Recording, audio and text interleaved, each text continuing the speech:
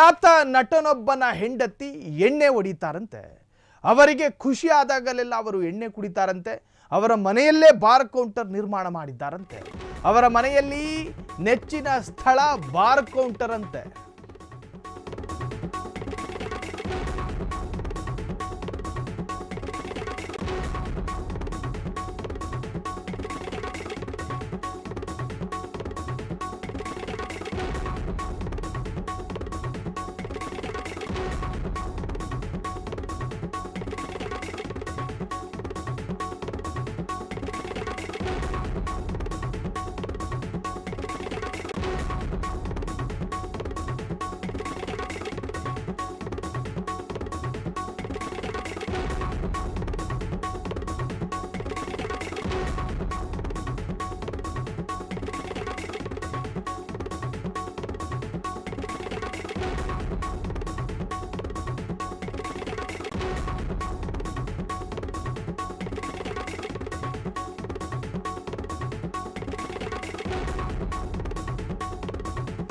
ಇದು ಬಾಲಿವುಡ್ನ ಖ್ಯಾತ ನಟ. ಆತನ ಮನೆಯಲ್ಲಿ ಒಂದು ಅಬಕಾರಿ ಬ್ಯಾರೆಲ್ಲೇ ಇತ್ತಂತೆ.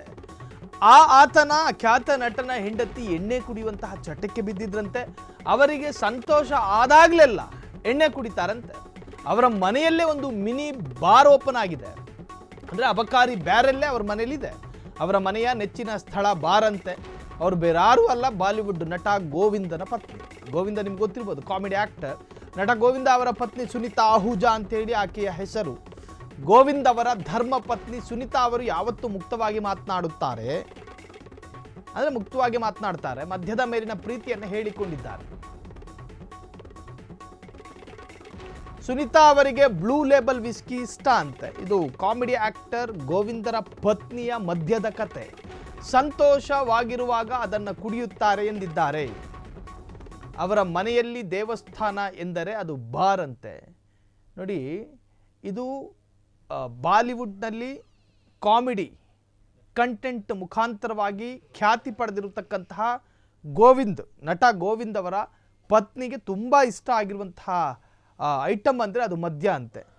ಅದು ತನ್ನ ಮನೆಯಲ್ಲೇ ಇಟ್ಕೊಂಡಿದ್ದಾರೆ. ಒಂದು ಮಿನಿ ಬಾರು, ಒಂದರ್ಥದ ಮಿನಿ ಅಬಕಾರಿ ಇಲಾಖೆನೇ ಅವ್ರ ಮನೆಯಲ್ಲಿದೆ.